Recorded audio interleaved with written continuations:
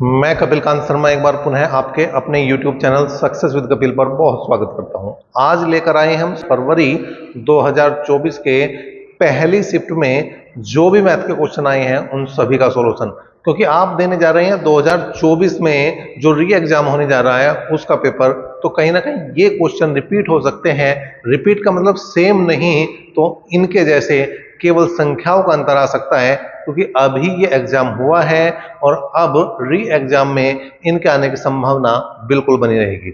चलिए बात करते हैं मैथ के क्वेश्चनों में। जो पहला क्वेश्चन है वो है 125वां क्वेश्चन। क्वेश्चन आपके सामने पहुंच चुका है और क्वेश्चन है 5.061 प्लस 3.98 प्लस 0.7034 प्लस 7.6 प्लस 0.3 और प्लस 2। तो यहां पर अगर मैं बात करूं तो क्या होगा भैया, देखिए होगा 5.061। पॉइंट के नीचे पॉइंट लगाना, बाकी जो जहां जा रहा है उसको जाने दो, उसको वहां पर कहीं भी एडजस्ट हो रहा है तो उसको एडजस्ट हो जाने दो। कोई समस्या आपको आने वाली नहीं है, कोई दिक्कत आपको आने वाली नहीं है। केवल ध्यान किसका रखना है, पॉइंट के नीचे पॉइंट आना है, पॉइंट के नीचे पॉइंट आना। अब इसमें क्या होगा, दो में तो जी पॉइंट है ही नहीं, दो में तो पॉइंट है ही नहीं, तो क्या करेंगे भैया, जिस संख्या में पॉइंट नहीं होता उसके लास्ट में हम अपने आप लगा सकते हैं पॉइंट, अपने आप दशमलव लगा सकते हैं। और यहां पर बात किसकी होगी भैया, बात होगी जोड़ने की, बात होगी जोड़ने की। तो अब यहां पर कोई गलती ना हो इसलिए मैंने यहां पर लगा दिया आपके लिए, और थोड़ा सा सिंपल करने के लिए जीरो लगा दी। अब यहां पर जोड़ूंगा तो आएगा भैया 4, और यहां पर हो जाएगा 3 और 1 4, और यहां पर 8 6 14 का 4 का हासिल को 1, यहां पर 6 3 9 और 1 10, 10 7 17, 17 और 9, 17 और 9 हो गए 26 का 6 का हासिल को 2, 2 2 4 7 11, 11 और 8 हो जाएंगे 19। तो कुल मिलाकर 19.6444, मतलब बी ऑप्शन जो है इस क्वेश्चन का सही जवाब। बात करते हैं 126वें क्वेश्चन की। बात करते हैं 126वें क्वेश्चन की। सबसे छोटी संख्या जो पूर्ण वर्ग हो और संख्याओं 4 10 और 12 में से पूर्णतः विभाजित हो, मतलब 4 10 और 12 से कटती भी हो और भैया वो क्या हो, पूर्ण वर्ग भी हो। अब कटने की बात कर रहा, 4 10 और 12 से विभाजित होने वाले सबसे छोटी संख्या की बात कर रहा, तो आपको लेना पड़ेगा एलसीएम। क्या लेना पड़ेगा, एलसीएम। तो 2 से भाग कर दो, आया 2 5 और यहां पर आ गया 6, फिर 2 से भाग कर दिया हमने 1 5 और यहां आया 3। अब एलसीएम लिया, एलसीएम लेंगे तो 2 गुणा 2 गुणा 5 गुणा 3। अगर ये पूर्ण वर्ग की बात ना करता, अगर ये पूर्ण वर्ग की बात ना करता तो इनकी गुणा करते ही आपका उत्तर आए, लेकिन यहां पर क्या है, पूर्ण वर्ग की बात है। तो जिनका जोड़ा नहीं बना उनका जोड़ा बनाओ, जिनका जोड़ा नहीं बना उनका जोड़ा बनाओ। जैसे 2 का तो जोड़ा है लेकिन 5 का जोड़ा नहीं है, 3 का जोड़ा नहीं है, तो एक 5 भी लिखो और एक 3 भी लिखो, एक 5 भी लिखो और एक 3 भी लिखो और गुणा कर दो, और गुणा कर दो, उत्तर आ जाएगा।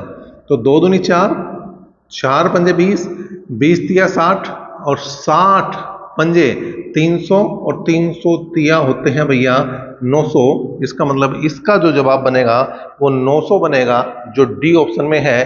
तो इस क्वेश्चन का आंसर जो बनेगा वो डी ऑप्शन बनेगा। अच्छा, एक काम और करें, आप जो क्वेश्चन आपके सामने लगता है मेरे से पहले करें, और उसके क्वेश्चनों के आंसर जो है वो आप बिल्कुल कमेंट करें। इससे ये भी पता लगेगा कि आपने इन क्वेश्चनों में कितने क्वेश्चनों को हल किया और कितने क्वेश्चनों का आपने सही जवाब दिया। क्वेश्चन है क्वेश्चन नंबर 127। दो संख्याएं 3:5 के अनुपात में हैं। यदि प्रत्येक में से 6 घटा दिया जाए तो नई संख्याएं 9:17 के अनुपात में हो जाती है। छोटी संख्या हमें बतानी है। देखो, पहले अनुपात था 3:5, पहले अनुपात था 3:5, प्रत्येक में से 6 घटा दिया तो अनुपात हुआ 9:17, अनुपात हुआ 9:17। लेकिन क्या 9 में से 3 घटाकर और 15 में से 5 घटाकर बराबर आ रहा? नहीं आ रहा। 9 में से 3 घटाएंगे तो 6 आएगा और 17 में से 5 घटाएंगे तो 12 आएगा। इस अंतर को बराबर करना है तो अब अंतर यहां पर लेना पड़ेगा, अब अंतर यहां पर लेना पड़ेगा। 17 में से 9 गए 8 आया, 17 में से 9 गए 8 आया, और 5 में से 3 गए 2 आए, 5 में से 3 गए 2 आए। अब क्या करना है, इस 2 की गुणा तो करनी है यहां पर, इस 2 की गुणा तो करनी है यहाँ पर, और इस 8 की गुणा करनी है भैया यहाँ पर, इस 8 की गुणा करनी है यहाँ पर, और जैसे गुणा करेंगे काम बन जाएगा। 8 तिया 24, 8 तिया 24 और 8 पंजे 40, 8 पंजे 40, और 9 दूनी 18 और 17 दूनी 34, 9 दूनी 18 और 17 दूनी 34। तो बात करें तो 24 में से 18 जाएंगे तो भी 6 बचेगा, और 40 में से 34 जाएगा तो भी 6 बचेगा। मतलब डिफरेंस जो है वो बराबर हुआ। उस 6 से इस 6 को देंगे भाग, भागफल आया 1, और पूछ लिया उसने छोटी संख्या को, पूछ लिया उसने छोटी संख्या को। तो जो छोटा अनुपात है, जो छोटा अनुपात है उसमें 1 की गुणा कर दो। अब छोटा अनुपात क्या है यहां पर देखना है, 24 छोटा है या 40, तो 24 छोटा है, तो 24 में ही 1 की गुणा करेंगे तो 24 से कम 24, मतलब उत्तर जो है इसका 24 ही सही हो जाएगा, सटीक हो जाएगा। क्या आपने इस क्वेश्चन को हल किया, और हल किया है तो क्या सही उत्तर आया है? अगर आया है तो बिल्कुल कमेंट करें। क्वेश्चन नंबर आया 128। ए बी का 250% है, ए बी का 250% है, तो बी ए प्लस बी का कितने प्रतिशत है? ए जो है वो बी का 250% है, ए जो है वो बी का 250% है। परसेंटेज हटाना है तो बटे में 100 लगाना है, परसेंटेज हटाना है तो बटे में 100 लगाना है, परसेंटेज हटाना है तो बटे में 100 लगाना है। बिल्कुल लगा दिया हमने। 50 पंजे 250 और 50 दूनी 100, इसका मतलब ए अनुपात बी बराबर आया 5/2। ए बटे बी बराबर आया 5/2, या मैं कहूं ए अनुपात बी बराबर आया 5:2। या इसका एक मतलब ये भी है कि अगर ए 5 है तो बी 2 है, ए 5 है तो बी 2 है। अब यहां पर बी की बात करी तो 2 है, लेकिन ए प्लस बी की बात करूं तो 5 और 2 7 हो जाएगा, 5 और 2 7 हो जाएगा, 5 और 2 7 हो जाएगा। अब उसने कहा बी ए प्लस बी का कितने परसेंट है? बी जो है बी को ऊपर लिखो, परसेंटेज के लिए 100 लिखो, और बटे में ए प्लस बी की वैल्यू लिख दो 7। यो आया 200/7, 7 दूनी 14, 7 दूनी 14, कितने बचे? 6, 60 हुए, 7 8 56, 7 8 56, कितने बचे? 4, 4 ऊपर लिखो 7 नीचे लिखो, परसेंटेज लगना ही लगना है। तो कुल मिलाकर 28 सही 4/7 जो डी ऑप्शन में है वो इस क्वेश्चन का सही जवाब होगा। क्वेश्चन नंबर 129 की बात करें, उसने कहा संख्या 323 में है, कोई अभाज्य गुणनखंड नहीं, 2 अभाज्य गुणनखंड, 3 अभाज्य गुणनखंड या 4 अभाज्य गुणनखंड। तो हम यहां पर देखेंगे जो 323 है क्या वो भाज्य है या अभाज्य। पहले देखेंगे क्या वो भाज्य है या अभाज्य, क्या वो प्राइम नंबर है या कंपोजिट नंबर, पहले तो इसी बात को हम चेक करेंगे। तो इससे बड़ा जो है पूर्ण वर्ग क्या है, वो है 324। 324 किसका भैया? 18 का वर्ग है। अब क्या करेंगे, 18 तक जितने भी यहां पर अभाज्य संख्याएं हैं उन सबको लिखेंगे। वो है 2 है, वो है 3, 5, 7, 11, 13 और 17। अगर 323 कटेगी तो इनमें से किसी ना किसी से जरूर कटेगी। अगर इनसे बच जाती है, अगर इनसे बच जाती है तो दुनिया में कोई ऐसी संख्या बनी ही नहीं जो 323 पढ़। लेकिन अगर इनमें से ही कट गई तो फिर भैया ये भाज्य हो जाएगी, फिर उसके आगे की बात करेंगे। 2 से कटने का कोई मतलब नहीं है, 2 से कटने का 323 का कोई मतलब ही नहीं है, क्योंकि 2 से कौन कटता है? जिसका लास्ट का अंक सम हो, जिसका लास्ट का अंक 0 हो, जिसका लास्ट का अंक 2 हो, जिसका लास्ट का अंक 4 हो, जिसका लास्ट का अंक 6 हो, जिसका लास्ट का अंक 8 हो। लेकिन ऐसा तो कुछ नहीं है। 3 से भाग करके देखें तो भैया 3 एकम 3, 0 लगाओ, 3 7 21, 2 बच गया, नहीं कटता। 5 से कटने का कोई मतलब नहीं है, 5 से कटने का कोई मतलब नहीं है। 5 से क्यों नहीं कटने का? क्योंकि 5 से कटने के लिए लास्ट अंक 0 या 5 होना चाहिए, वो भी नहीं है। 7 से काट के देखा भाई, 7 चौक 28, 7 चौक 28, 4 बचे 43, कहीं 7 के पाने में आता नहीं है। 11 से काट के देखा भैया, 11 दूनी 22, 11 दूनी 22, 10 बचे 103, कहीं 11 के पाड़े में नहीं आता। अब 13 की बात करेंगे, अब बात करेंगे 13 की। 13 दूनी 26, 13 दूनी 26, 13 दूनी 26, 32 में 26 गए, 6 बचे 63, भी कहीं पाड़े में 13 के नहीं आता। तो अब बात आई 17 की। 17 से काट के देखा, 17 एकम 17, 17 एकम 17, तो 32 में से मैंने 17 घटा दिया, 32 में से मैंने 17 घटा दिया, कितना आया 15 बना 153 और 17 निम्मा 153। इसका मतलब 323 जो कट रहा है वो 17 और 19 दोनों से कट रहा है, 17 और 19 दोनों से कट रहा है, और 17 भी एक अभाज्य संख्या है और 19 भी एक अभाज्य संख्या है। इसका मतलब इसका ऑप्शन बनेगा बी, इसका ऑप्शन बनेगा बी, इसका ऑप्शन बनेगा बी। दो अभाज्य गुणनखंड है। इसका कितने है? दो अभाज्य गुणनखंड है। बात करेंगे 130वें क्वेश्चन की, बात करेंगे 130वें क्वेश्चन की। सरलीकरण का सरल सा क्वेश्चन, सरलीकरण का सरल सा क्वेश्चन है, और यहां पर इसको हल करने में भी आपको ज्यादा कठिनाई होनी नहीं चाहिए। देखो भाई क्या है, 108 को पहले भाग करेंगे हम 36 से, गुणा 1/4 रखेंगे ही रखेंगे, 2 दूनी 4, कुल मिलाकर 1/5 दूनी 10 हो जाएगा, 1/5 दूनी 10 हो जाएगा। 36 तिया 108, 36 तिया 108, कुल मिलाकर आया 3/4 प्लस 1/10। लघुत्तम की बात करें 20 आया, लघुत्तम की बात करें 20 आया, 4 से 20 को भाग करा 5 और 5 तिया हो गए 15, 5 तिया हो गए 15, 10 से 20 को भाग करा 2 और 2 कम हो गया 2, तो ये आया 17/20। इसका जवाब जो बना वो बना 17/20, जहां पर डी ऑप्शन जो है वो बिल्कुल सही है। तो अभी क्वेश्चन नंबर 131 की बात करें, क्या है भाई, अभिषेक विमल और चिन्मय साझेदारी में शामिल होते हैं। अभिषेक विमल के निवेश से 3 गुना अधिक निवेश करता है।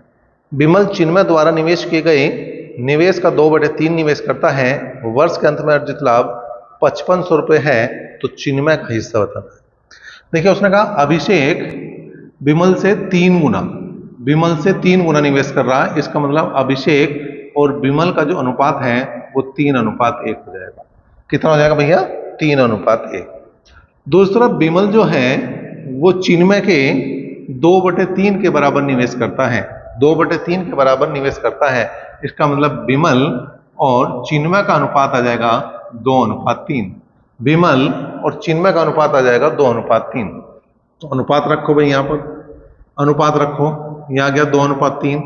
यहाँ पर अगर बात करें ए अनुपात बी अनुपात सी, यह आ गया भैया, यहाँ पर 2 लिख देंगे और यहाँ लिख देंगे 1। जो खाली स्थान है उसके बराबर में जो संख्या है उसी को आगे बढ़ाएंगे। यहाँ पर 2 नजदीक था, यहाँ पर 1 नजदीक था। अब ऐसे गुणा कर दो, 3 दूनी 6, 2 कम 2, 3 कम 3। अब यहाँ पर टोटल बराबर टोटल क्या होगा? टोटल है 6 और 2 8 और 3 11, 11 बराबर है 5500 के, 11 बराबर है 5500 के, और 3 बराबर है चिन्मय के। 11 पंजे 55, 11 पंजे 55 और 5 हो गए 15। तो इसका मतलब इसका हिस्सा, इसका चिन्मय का जो हिस्सा बनेगा वो 1500 रुपये बनेगा, जो डी ऑप्शन है। तो यहां तक आपने जो क्वेश्चन देखे हैं उनमें ज्यादातर आप देख रहे हैं कि डी ऑप्शन जो है ज्यादा सही आ रहा, लेकिन जरूरी नहीं कि इस बार जो पेपर आए उसमें भी डी ऑप्शन आए। तो ऐसा सोच के तो बिल्कुल नहीं लगाना भैया, ऐसा सोच के तो बिल्कुल नहीं लगाना। क्वेश्चन करके और तभी उत्तर लगाना, क्योंकि नेगेटिव मार्किंग भी है, और नेगेटिव मार्किंग है तो चीजों का ध्यान रखना पड़ता है। क्वेश्चन नंबर 132 है, एक आदमी एक वस्तु को 25% लाभ पर बेचता है। यदि उसने इसे 20% कम पर खरीदा होता और इसे 12.60 रुपये कम में बेचा होता तो उसे 30% का लाभ होता। वस्तु का क्रय मूल्य ज्ञात कीजिए। बहुत ही बेहतरीन, बहुत ही जबरदस्त ये क्वेश्चन है जो इस पेपर में आया, और मैं कहूंगा कि अब जो पेपर होने जा रहा है री एग्जाम में, उसमें भी इस टाइप का प्रश्न आने की पूरी संभावना है, पूरी संभावना है, लिख कर रख सकते हैं आप। अब इस क्वेश्चन को करना कैसे है, उसने कहा एक आदमी एक वस्तु को 25% लाभ पर बेचता है, मतलब जो 100 रुपए का माल था, जो 100 रुपए का माल था उसे बेच रहा 125 रुपए में। जो 100 रुपए का माल था उसे कितने में बेच रहा? 125 रुपए में। अगर वो 20% कम पर खरीदता, मतलब 100 में ना खरीदता, अब 20% कम में खरीदता, मतलब 80 में खरीदता, 80 में खरीदता, और 30% का लाभ होता उसे। तो अगर मैं 30% का लाभ ले तो मतलब 130/100 करना पड़ेगा, 130/100 करना पड़ेगा। 2 जीरो से 2 जीरो गई, और 13 अट्ठे होते हैं 104, 13 अट्ठे होते हैं 104। इस कंडीशन में जो माल है वो 104 का जा रहा है, इस कंडीशन में माल जा रहा है 104 का, और पहली कंडीशन में माल जा रहा था 125 का। इसका मतलब इन दोनों का जो अंतर है वो आ रहा 21, और ये 21% ही कितने रुपए कम, 12 रुपए 60 पैसे कम में बेच रहा है, तो 12 रुपए 60 पैसे के बराबर होगा। ये 21% ही 12 रुपए 60 पैसे के बराबर होगा, तो 100% बराबर किसके हैं भैया, 100% बराबर किसके हैं, हो जाएगा भैया क्रय मूल्य, हो जाएगा इसका क्रय मूल्य। तो 21 छिका 126 मल्टीप्लाई करेंगे, क्रॉस मल्टीप्लाई करेंगे, और तुरंत ही जब मैं 0.60 की गुणा करूंगा 100 में, तो ये 60 आ जाएगा, और 60 रुपए इस वस्तु का क्या होगा, क्रय मूल्य होगा, कॉस्ट प्राइस होगा। तो एक जबरदस्त क्वेश्चन है। क्या आपने इस क्वेश्चन को मुझसे पहले हल किया? अगर किया है तो बिल्कुल कमेंट करें, बहुत अच्छी बात। क्वेश्चन नंबर 133 की बात करें, क्या है भाई, मिहिर और दीप्तेश के बीच 1301 रुपए इस प्रकार बांटे गए ताकि 7 वर्षों बाद मिहिर की राशि 9 वर्षों बाद दीप्तेश की राशि के बराबर हो। ब्याज 4% प्रति वर्ष की दर से संयोजित किया जाता हो, तो मिहिर का हिस्सा बताना है। अब देखो, मिहिर ने m रुपए लगाए सपोज करो, या मिहिर के रुपए जो मान लिया मैंने, जो इसका अमाउंट है वो यही मान लिया m। अब यहां पर जो 4% है उसकी फ्रैक्शन बनाई, तो 4/100 का मतलब 1/25, 1/25 मतलब ये हो जाएगा भैया 25 और 1 26, 26/25, और घात वही लगा दो जितने साल के लिए इसने पैसा दिया, ये हो गया 7 साल। अब दीप्तेश को मैंने लिख दिया डी, और दर उसकी भी यही है, तो उसका भी 25 और 1 26/25, और साल उसके 9 है, साल उसके 9 है। तो ये क्या है, देखो ये है 7 वर्ष का मिहिर का अमाउंट, मतलब मिश्र धन चक्रवृद्धि ब्याज के हिसाब से, और ये है दीप्तेश का 9 वर्ष का अमाउंट, मतलब मिश्र धन चक्रवृद्धि ब्याज के हिसाब से 4% की दर के साथ। अगर मैं काट दूं तो यहां पर 2 बचेगा, इसका मतलब m/d बराबर हो जाएगा 26/25, 26/25 की घात 2, और 26 का वर्ग हो गया 676, और 25 का वर्ग हो गया 625, 26 का वर्ग हो गया 676, और 25 का वर्ग हो गया 625, मतलब मिहिर और दीप्तेश का जो अनुपात है वो 676 अनुपात 625 है। अब टोटल रुपए हैं 1331, टोटल रुपए हैं 1331। अगर मैं इन दोनों को जोड़ दूं भाई, अगर इन दोनों को जोड़ दूं मैं, अगर इन दोनों को जोड़ दूं तो 6 और 5 11 का 1 कहां से लिखो, 1 7 2 9 और 1 10 की 0 वहां से लिखो, 1 6 6 12 1 13, 1331 रुपए बनने, 1331 रुपए बनने। अगर 1331 रुपए बनने ना, तो मिहिर के जो रुपए हैं वो 676 ही है, और दीप्तेश के जो रुपए हैं वो 625 है। पूछे किसके, उसने मिहिर के, तो जो उत्तर है वो 676 आ जाएगा, उत्तर जो है वो 676 आ जाएगा। जब ये क्लास समाप्त हो जाए तो इस क्वेश्चन को आप एक नहीं कम से कम 2 बार जरूर देखें, एक नहीं कम से कम 2 बार जरूर देखें, क्योंकि ये क्वेश्चन थोड़ा सा अलग है, ये क्वेश्चन थोड़ा सा समझने वाला है, ये क्वेश्चन आपको थोड़ा सा समझने पर मजबूर करने वाला है। लेकिन क्वेश्चन नंबर 134 की करेंगे बात। क्या है भाई, 15 20 और 25 डैश डैश 135 के बीच कितने पद हैं, कितने पद हैं, 15 20 25, और यहां पर है भैया 135। देखिए ये है, ये क्या है, ये है आपका समांतर श्रेणी का क्वेश्चन। जो बच्चे इंटर साइंस से करके आते हैं उनके लिए बहुत काम आसान है, कोई दिक्कत नहीं है। तो जो पद होता है इसे कहते हैं हम ए, पहले पद को कहते हैं हम ए, प्रथम पद हो गया ए, वो 15 है, और डी कहते हैं सार्वंतर को। सार्वंतर मतलब दूसरे पद में से पहला पद घटा दो, दूसरे पद में से पहला पद घटा दो, तीसरे पद में से दूसरा पद घटा दो, बराबर ही आता होगा। 20 में से 15 घटाया 5 आया, 25 में से 20 घटाया 5 आया, इसका मतलब सार्वंतर कितना है, 5 है। अब L होता है अंतिम पद, वो है 135। L होता है अंतिम पद, वो है 135, और मान निकालना है n का, मान निकालना है n का। अब आपको याद रखना है कि L बराबर होता है a plus n minus 1 into D. L बराबर होता है a plus n minus 1 into D. L बराबर जो होता है a plus n minus 1 into D. L का मान 135 है, L का मान 135 है, ये 15 है, ये तो निकालना है, और ये भैया 5 है, ये भैया 5 है। तो 135 में 15 घटा दो 120 बचा, 135 में से 15 घटा दो 120 बचा, बराबर में मैं लिखूंगा n माइनस 1 इंटू 5। 5 से मैंने 120 को भाग करा, 24 आया, तो n बराबर आ जाएगा 24 प्लस 1, 24 प्लस 1, 24 प्लस 1, मतलब भैया कितना आ जाएगा, 25 आ जाएगा। कितना आ जाएगा? 25 आ जाएगा। तो देखिए ये सूत्र बिल्कुल याद रख लें। अच्छा एल ना हो, अगर वो nवां पद पूछ रहा, मतलब 10वां पद 12वां पद पूछ रहा, तो भी आप ये लगा सकते हैं, फिर वहां tn लिख दो, एल की जगह फिर क्या लिख दोगे आप? tn। तो यो क्या है, एक तीर से दो निशाने यहां पर लग जाएंगे अगर आपको ये याद है। और इस पर इसने क्वेश्चन पूछा तो पूरी पूरी संभावनाएं हैं कि 2024 में जो री एग्जाम हो रहा है उसमें आने की संभावना पूरी पूरी बनी हुई है। क्वेश्चन नंबर 135 की बात करें, क्या है भाई? एक लोन आयत के आकार का है जिसकी भुजाएं 2:3 के अनुपात में है। लोन का क्षेत्रफल 600 मीटर स्क्वायर है, तो लोन की चौड़ाई क्या है? क्षेत्रफल जो दे रखा है, एरिया जो दे रखा है, क्षेत्रफल जो दे रखा है वो दे रखा है भैया 600 वर्ग मीटर। और क्षेत्रफल होता है L इंटू बी, लंबाई गुणा चौड़ाई, लंबाई गुणा चौड़ाई बराबर 600 के है। लेकिन यहाँ पर लंबाई और चौड़ाई का जो अनुपात है वो 2:3 है, वो 2:3 है। इसका मतलब यहाँ पर लिख सकता हूं मैं 2x गुणा 3x बराबर 600। 2x गुणा 3x बराबर किसके लिख सकता हूं भैया? 600। 2x गुणा 3x बराबर किसके लिख सकता हूं? 600 के। अच्छा देखिए यहाँ पर इसने भुजाओं की बात की है, भुजाओं की बात की है यहाँ पर, तो यहाँ पर हमें इस बात का विशेष ध्यान रखना पड़ेगा कि ये जो है इसके हिसाब से भी लंबाई ले सकता है, इसके हिसाब से भी, क्योंकि ये नहीं कहा उसने कि लंबाई पहले लेनी है अनुपात में या चौड़ाई पहले लेनी, तो कोई दिक्कत नहीं। यहां पर हम देख लेंगे, यहां पर हम देखेंगे जो क्वेश्चन का आंसर होगा वो किस हिसाब से आ रहा है, इसके हिसाब से आ रहा है या इसके हिसाब से, पहली बात। दूसरी बात, मोस्टली 99.9%, 99.9% जो छोटी भुजा होती है वो क्या होती है? चौड़ाई।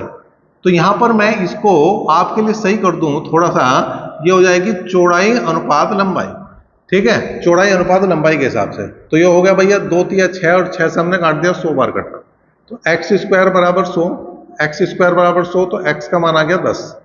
अगर मैं चौड़ाई की बात करूं तो हो जाएगा 2x, मतलब 2 गुणा 10 20, और अगर लंबाई की बात करूं तो हो जाएगा 3x, मतलब 30। अब देखो यहाँ पे 20 उत्तर दिया या 30? 20 दिया, बिल्कुल सही। हमने जो आपको बताई बात वो ही बिल्कुल सटीक है कि भैया जो लंबाई होगी वो बड़ी भुजा होती है, जो लंबाई है वो बड़ी भुजा होती है, और जो चौड़ाई है वो छोटी भुजा होती है, चौड़ाई जो है वो छोटी भुजा होती है। अब बात करेंगे 136वें क्वेश्चन की। एक साइकिल चालक 900 मीटर की दूरी 2 मिनट 30 सेकंड में तय करता है। 900 मीटर की दूरी 2 मिनट 30 सेकंड में तय करता है। चालक की चाल बतानी है और वो भी किलोमीटर प्रति घंटे में। तो चाल बराबर होता है दूरी बटे समय, चाल बराबर होता है भैया दूरी बटे समय, चाल बराबर जो होता है वो होता है दूरी बटे समय, चाल बराबर होता है दूरी बटे समय। दूरी कितनी तय करी? 900 मीटर की तय करी। दूरी कितनी तय करी? 900 मीटर की तय करी। दूरी कितनी तय करी? 900 मीटर की तय करी, लेकिन समय क्या है? 2 मिनट 30 सेकंड। 2 मिनट 30 सेकंड को सेकंड में बदलोगे मेरे भाई, 2 मिनट 30 सेकंड को अगर सेकंड में बदलोगे तो 2 मिनट का मतलब 120 सेकंड, और 30 और जोड़ दो तो 150 सेकंड हो जाएगी, 150 सेकंड हो जाएगी। 15 छिका 90 मतलब ये आ जाएगा 6 मीटर प्रति सेकंड, 6 मीटर प्रति सेकंड। अगर उसने उत्तर मीटर प्रति सेकंड में पूछा होता, अगर उसने उत्तर मीटर प्रति सेकंड में पूछा होता तो उत्तर आ चुका था, उत्तर आ चुका था, लेकिन उसने पूछा है किलोमीटर प्रति घंटे में। इसका मतलब 6 गुना 18/5 से गुणा करनी पड़ेगी मेरे भाई, क्योंकि मीटर पर सेकंड को, क्योंकि मीटर पर सेकंड को किलोमीटर प्रति घंटे में अगर बदलना है तो 18/5 से गुणा करनी है, 18/5 से गुणा करनी है। तो 18 की गुणा 6 में कर देंगे, 18 गुणा 6 में कर देंगे, 18 छिक्का 108 और बटे हो जाएगा 5, 5 दूनी 10, 5 दूनी 10 और 5 छिकम 5 और बचे 3, 5 छंग 30, ये हो जाएगा भैया 21.6 किलोमीटर प्रति घंटा। 21.6 किलोमीटर प्रति घंटा इस क्वेश्चन का सही जवाब होगा, जो एक बार फिर से डी ऑप्शन में दिखाई दे रहा है। क्वेश्चन नंबर 137 की बात करें, 3 संख्याओं में से दूसरी पहली से दुगनी और तीसरी से 3 गुनी है। यदि तीनों संख्याओं का औसत 66 है तो सबसे छोटी संख्या कौन सी है ये बताइए। देखिए 3 संख्याएं, पहली, दूसरी और तीसरी। अब उसने कहा जो दूसरी संख्या है, जो दूसरी संख्या है वो पहली से तो दुगनी है, मतलब पहली दूसरी की आधी हो जाएगी, और तीसरी से 3 गुनी है। मतलब अगर ये 6 है तो ये इसकी आधी है, ये 3 है, और ये इसकी तिहाई है, ये 2 है। अब देखो कंडीशन पूरी हो रही है नहीं हो रही। उसने कहा पहली से दुगनी, पहली से दुगनी 3 दूनी 6 बिल्कुल हो रही है, और तीसरी से 3 गुनी 2 तिया 6 बिल्कुल हो रही है। तो अनुपात ही क्या बन गया, तो अनुपाती क्या बन गया, तो अनुपाती क्या बन गया, 3:6:2, 3:6:2। तो यहां पर हो गया 3 और 6 9 और 2 11 बराबर हो जाएगा 66 औसत है। औसत को योग बनाना तो 3 से गुणा करनी पड़ेगी, औसत को योग बनाना तो 3 से गुणा करनी पड़ेगी। छोटी संख्या बतानी है, छोटी है तो यहां पर तीसरी संख्या पूछ रहा है, इसका मतलब तीसरी संख्या पूछ रहा है। तो 11 6 66, 36 18, 18 दूनी होते हैं 36, 18 दूनी होते हैं 36। तो यहाँ पर जो है, जो सबसे छोटी संख्या है वो 36 है। जो सबसे छोटी संख्या है उसका मान कितना है भैया, 36 है। अगले क्वेश्चन की बात करें, क्वेश्चन है 138। मोहन और श्याम 800 रुपए के लिए एक काम करते हैं। मोहन अकेले इसे 6 दिन में, जबकि श्याम अकेले इसे 8 दिन में कर सकता है, और रमेश की मदद से वे 3 दिन में पूरा कर सकते हैं। तो श्याम का हिस्सा बताना है, श्याम का हिस्सा हमें बताना है। देखो भाई, यहां पर है मोहन 6 दिन में कर रहा, श्याम 8 दिन में कर रहा। मोहन, श्याम और रमेश जो कर रहे हैं वो 3 दिन में कर रहे हैं। अब हमने क्या करा, इन तीनों का एलसीएम लिया। अब हमने क्या करा भैया, इन तीनों का एलसीएम लिया। 6 8 और 3, 6 8 और 3 का एलसीएम कितना आया, कमेंट करो भैया। 6 8 3 का एलसीएम कितना आया, कमेंट करके बताओ। 6 8 3 का एलसीएम कितना आया, 24 आया। तो 6 चौक 24, 6 चौक 24, जिनका 24 एलसीएम आया बिल्कुल सही।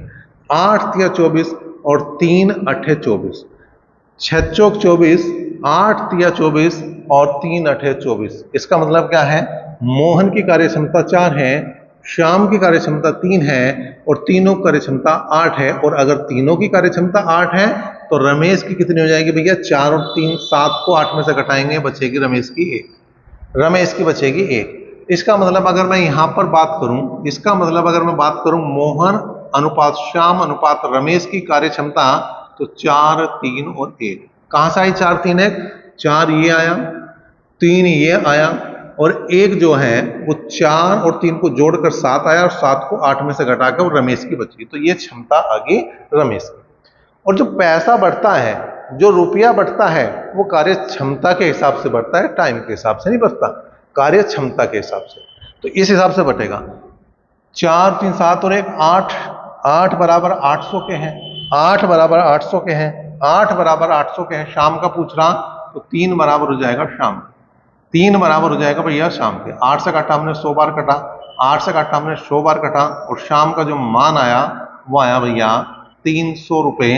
तो इस तरह से 300 रुपए इस क्वेश्चन का जो है वो सही और सटीक जवाब होगा। देखिए भाई, बात करें क्वेश्चन नंबर 139 से 143 तक, तो ये जो है टेबल पर आधारित है।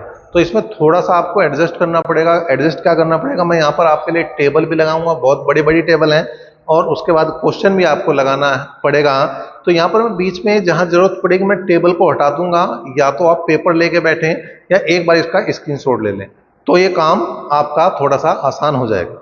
चलिए, टेबल आपके सामने लग चुकी है। क्वेश्चन देखते हैं क्या कह रहा है। विगत वर्षों में विभिन्न राज्यों में एक प्रतियोगी परीक्षा में उपस्थित होने वाले और उत्तीर्ण होने वाले विद्यार्थियों की संख्या निम्न तालिका में दी गई है। अब ये तालिका दी गई है, और इसमें अगर मैं बात करूं तो 2001 में उत्तीर्ण और उपस्थित हैं, 2002 में उपस्थित उत्तीर्ण है, 2003 में उपस्थित उत्तीर्ण, 2004 और 2005 का यहाँ पर डाटा है, और राज्य है 5 ABC D और E। अब क्वेश्चन नंबर 139 की बात करें। 2003 में सभी राज्यों में उपस्थित उम्मीदवारों की कुल संख्या में उत्तीर्ण उम्मीदवारों की कुल संख्या का अनुमानित प्रतिशत कितना है, ये बताना है। बात कर रहा 2003 की, 2003 की बात करी इसमें, 2003 की बात करी। 2003 में कुल कितने हैं, कुल कितने हैं उनकी बात करें भैया। 2003 में ए में थे 7200, ए में थे 7200, बी में 8400, बी में 8400, सी में 7600, सी में 7600, डी में 8600, डी में 8600, और ई में 9600 है। ई में क्या है भैया, 9600 है। ई में क्या है भैया, 9600। तो सबको जोड़ दो, लास्ट में 2 जीरो तो आई रही है, लास्ट में 2 जीरो तो आई रही, जोड़ दो भाई।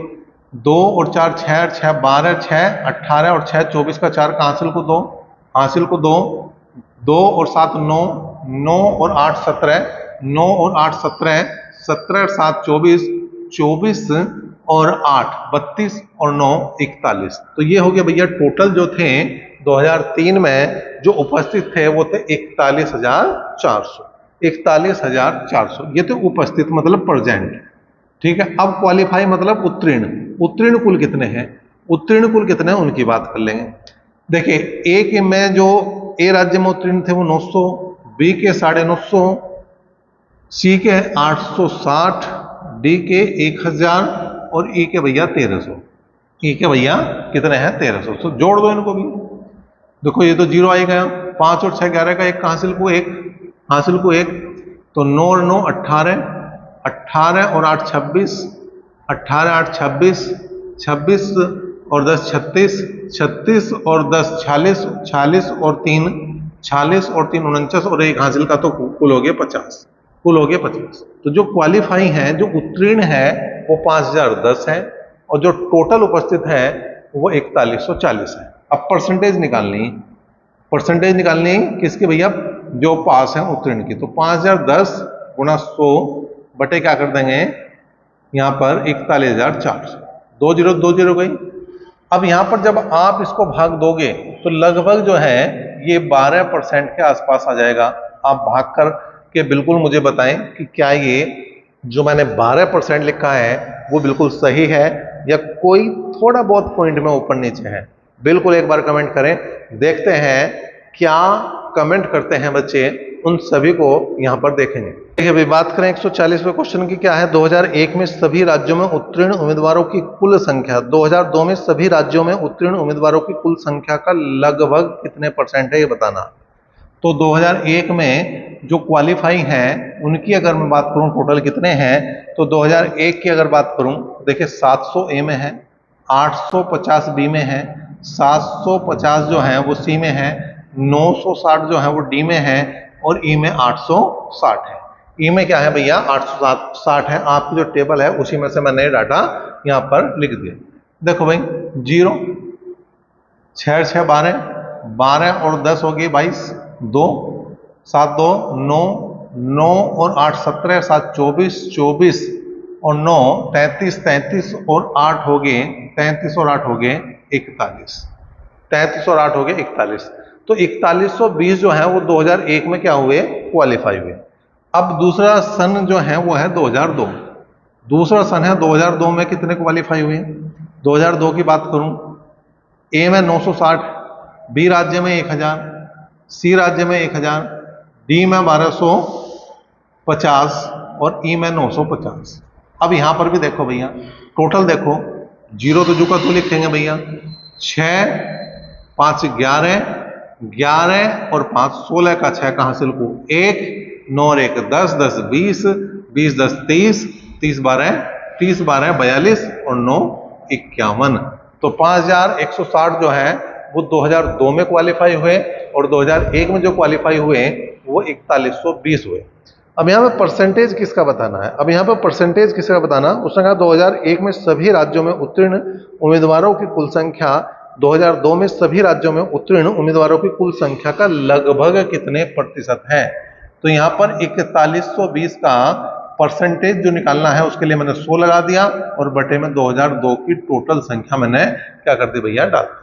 ठीक है, तो यहां पर जो बनेगा वो बनेगा 79.8% के आसपास और लगभग में कहा है तो कुल मिलाकर ये आ जाएगा 80%। तो इसका जो सही जवाब बनेगा वो 80% है। बिल्कुल कैलकुलेट करें। देखिए मैंने समय बचाने के लिए ये कैलकुलेशन करके रख दिया आपके लिए, कैलकुलेशन डायरेक्ट बता दिया आपको, नहीं तो इसमें क्या है भाग करना है, आपको भाग करना है और कुछ इसमें ज्यादा चीजें नहीं है। क्वेश्चन नंबर 141 की बात करें, दिए गए वर्षों के दौरान डी से उपस्थित होने वाले उम्मीदवारों का औसत बताना है, एवरेज बताना है, डी का औसत, डी से उपस्थित उम्मीदवारों का औसत बताना है। अब देखो राज्य है 5, तो 5 तो पहले लिख देंगे हम, और डी में अगर बात करें तो यहां पर डी के सारे ही लेने हमें उपस्थित वाले।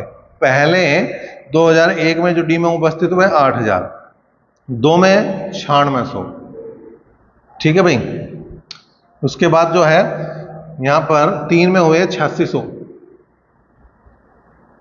और 4 में 9800 और 5 में जो हुए हैं वो हुए हैं 8900। ठीक है, अब बटे में 5 सबको जोड़ दो, 2 जीरो तो आ ही रही भैया, लगा दो डायरेक्ट 2 जीरो। 6 और 6 12, 12 8 20, 20 और 9 29 का 9 का हासिल को 2, 8 2 10, 10 और 9 19, 19 और 8 27, 27 और 9 36, 36 और 8 44। तो 44 900 को भाग करना है किससे हमें? 5 से। कर दो भैया 5 से भाग।